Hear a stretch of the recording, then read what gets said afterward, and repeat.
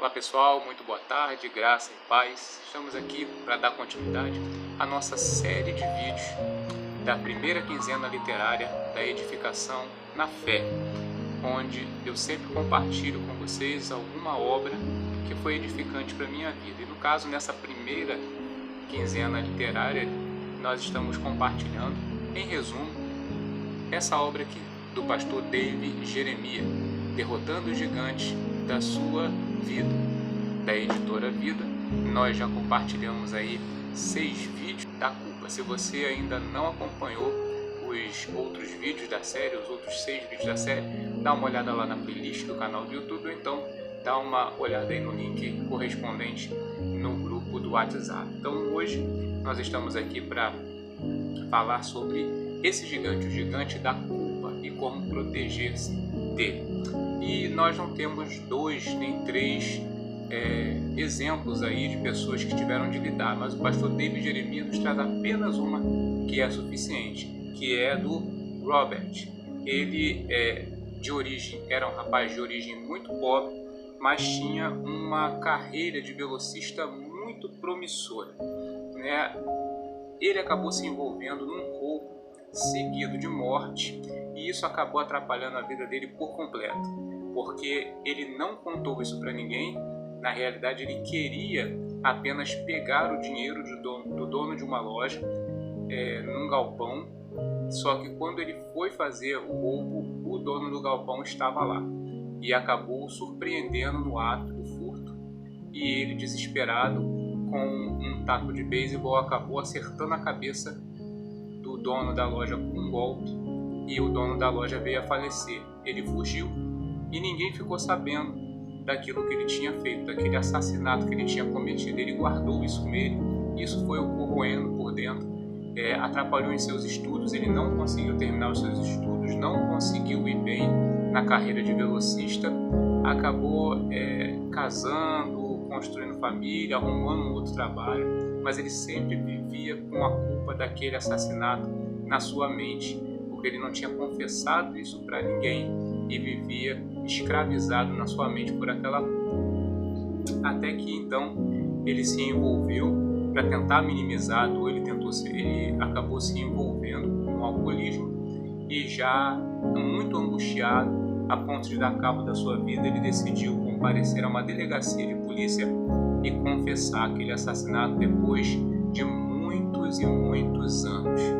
Então o pastor David Jeremias já começa trazendo essa experiência desse rapaz chamado Robert, que tinha tudo para dar certo, mas por causa de um acidente e, consequentemente, por causa da não confissão e aquele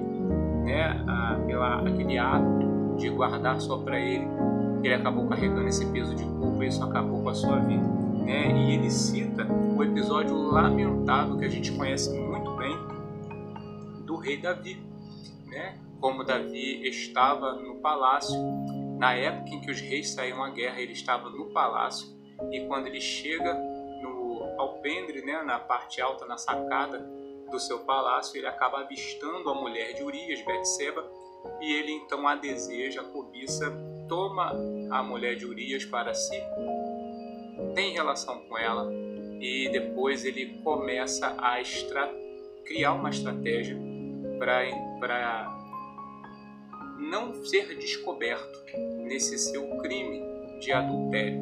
E a gente conhece bem a infeliz história de como ele ficou guardando isso com ele, isso foi o consumindo. Depois de ele tentar ainda trazer Urias para junto de sua esposa, para que todo mundo pensasse que o filho que ela estava esperando não era dele, mas era do seu marido, ele acaba se frustrando, porque o marido é fiel ao reino, é fiel ao exército, é fiel ao rei, e ele não vai para casa, ele fica ali na porta do palácio. E então Davi precisa dar um jeito de resolver o problema. Ele manda uma carta para o seu comandante de guerra, pedindo para que Urias fosse colocado à frente de batalha, no lugar onde fosse mais provável a sua morte, que realmente acabou acontecendo.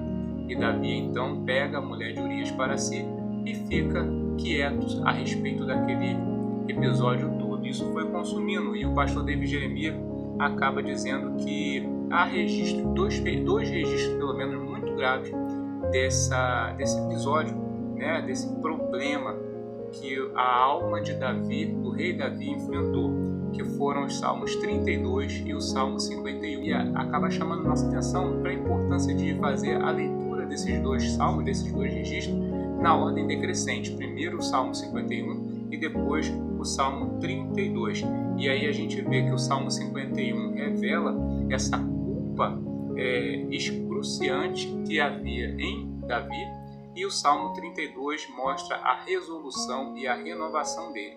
Diz o autor que esses registros revelam um legado de silêncio, mágoa, segredo, que são marcas reveladoras da culpa que o rei Davi carregou até determinado momento.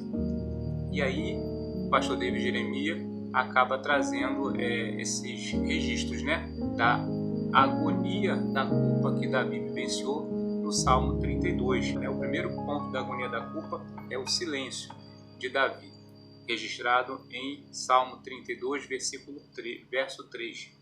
E o segundo ponto da agonia da culpa que Davi carregou e que todo mundo carrega, que está envolvido com esse problema, com esse gigante, é o pesar. Ele tinha esse peso, esse fardo que ele carregava com ele, que ele tinha consciência, mesmo que ninguém soubesse, ele tinha consciência do que ele tinha cometido. Salmo 32, verso 4.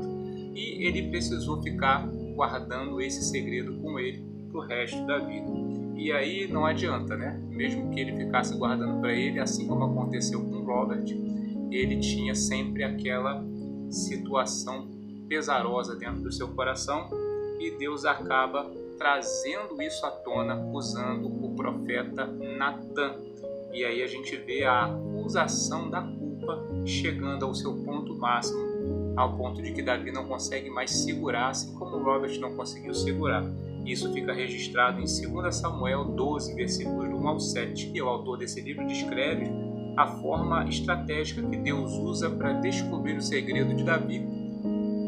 E ele enviou o profeta Natan como um acusador, profundamente amoroso, mas ao mesmo tempo terrivelmente doloroso. E não teve outra atitude que Davi podia ter tomado a não ser confessar a sua culpa. Isso está registrado no Salmo 51. O livro relata como Davi lidou com a humilhação e o confronto com a gravidade da sua maldade.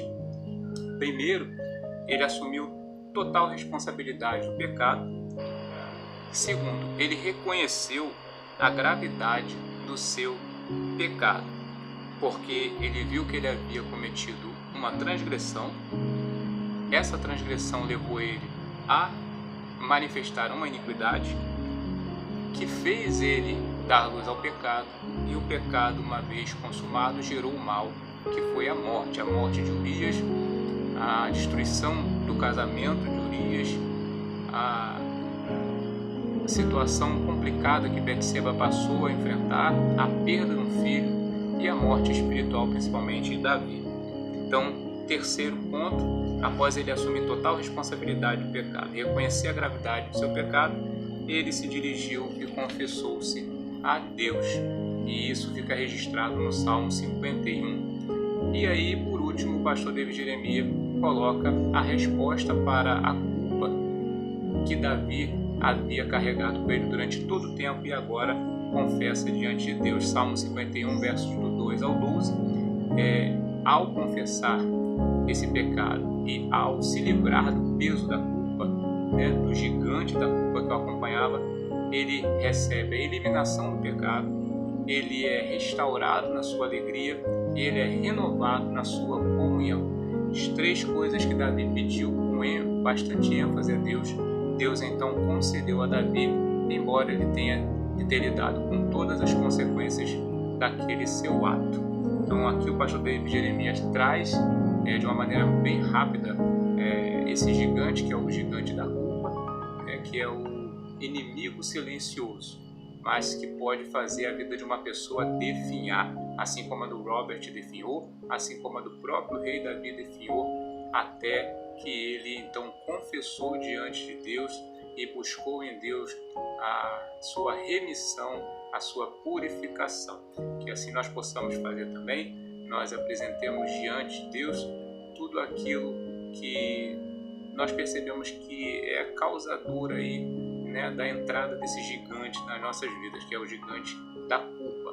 Não é necessário que nós fiquemos carregando culpa, não é necessário que nós fiquemos em gente condenado. Nós podemos recorrer a Deus e buscar nele a solução para qualquer que seja o nosso problema. Só um detalhe dentro de tudo isso que nós estamos falando, né, ao longo de todos esses vídeos, nessa obra do pastor David Jeremias, todos os gigantes que nós vimos ele apresentar e as soluções, as formas como ele vem oferecendo as soluções para derrotar esses gigantes, a gente vem sempre tomando como referência as escrituras e vendo como essas pessoas, né, buscaram em Deus a vitória sobre esses gigantes, como Deus se manifestou a essas pessoas no Antigo Testamento, antes da encarnação do Verbo. Deus se revelava através de profetas, através de anjos, através das Escrituras, da lei. E depois que a palavra se cumpriu, o Verbo se fez carne e habitou entre nós, em Jesus Cristo, o Filho de Deus, é que nós alcançamos todo o recurso para obter as vitórias sobre os gigantes que venham afrontar a nossa vida e nos impedir de alcançar aquilo que Deus estabeleceu como propósito para nós. Então, por exemplo, o medo, em Jesus nós aprendemos que o amor lança fora todo medo. Então, o amor de Deus manifesto em Jesus Cristo, entregando Jesus Cristo por amor de nós, sendo nós ainda pecadores, né, nos constrange e faz com que todo o peso de culpa seja lançado fora. Então, por isso que o amor lança fora o medo. A gente não precisa mais viver dominado pelo medo, porque o amor de Deus nos alcança, e isso é provado em Jesus, que é entregue por nós. E depois a gente tem o desânimo, e a gente sabe que Jesus é a fonte de ânimo da nossa vida. Por isso que Paulo fala, né, da lista de coisas que ele passou. Ele fala de perplexos, porém não desanimados, porque ele sabia que mesmo diante da perplexidade, ele recebia ânimo em Deus, olhando para Jesus e sendo guiado pelo Espírito. E aí depois a gente vê a solidão, né, e a gente vê que não há mais solidão, porque ainda que o nosso pai ou nossa mãe viesse nos abandonar, Deus, ele nunca nos abandonaria, e Jesus disse que estaria conosco todos os dias até a consumação dos séculos. Ele não nos deixaria órfãos, né? Ele inclusive deu o outro Consolador para estar conosco, que é o Espírito Santo. E aí a gente vê a preocupação, né? Essa preocupação que é a ansiedade, e a gente sabe que se a gente seguir o conselho de Jesus, e que o apóstolo Paulo principalmente dá, a gente apresentar, lançar sobre ele, Pedro também diz isso, lançar sobre ele toda a nossa ansiedade, ele tem cuidado de nós. E a gente sabe que se a gente colocar diante dele com oração, com súplica, toda a nossa ansiedade, né, ele nos concede a paz que excede todo o entendimento, aquela paz que Jesus falou que ele dá, que o mundo não pode dar. E agora então, essa culpa, né, o gigante da culpa, não há necessidade de a gente andar carregando culpa, porque em Jesus nós podemos recorrer a Deus e reconhecer, né, o Espírito Santo que nos foi dado quando nós cremos em Jesus. O Espírito Santo é aquele que veio para nos convencer do pecado, da justiça e do juízo. E é ele quem nos convence, assim como convenceu Robert, e assim como através do profeta Natan levou a Davi a reconhecer o seu erro, ser convencido do pecado, porque numa outra situação o rei mataria até o profeta. Mas por que Davi não fez isso? Porque o Espírito Santo estava atuando naquela época na vida de Davi, não liberado conforme ele foi liberado depois de Jesus, mas ele já estava atuando lá. Por isso que Davi pede: não me lance fora da tua presença, nem retira de mim o teu Espírito Santo. Então, em Jesus nós temos o recurso que é o Espírito Santo, e nós podemos, diante do convencimento do Espírito Santo na nossa consciência, recorrer a Deus. E aí se cumpre a palavra, né, que o apóstolo João também diz, que se nós confessarmos os nossos pecados, ele é fiel e justo para nos perdoar todos os nossos pecados e nos purificar de toda a nossa iniquidade. Então a gente não precisa ficar vivendo, né, escondendo nada e carregando o peso da culpa.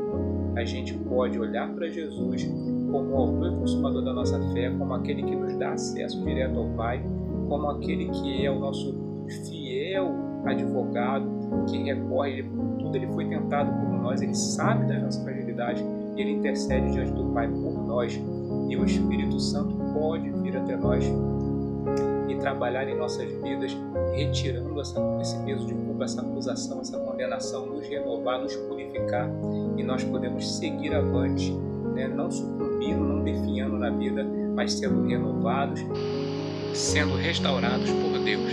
Não esqueça disso. Deus continue te abençoando, em nome de Jesus.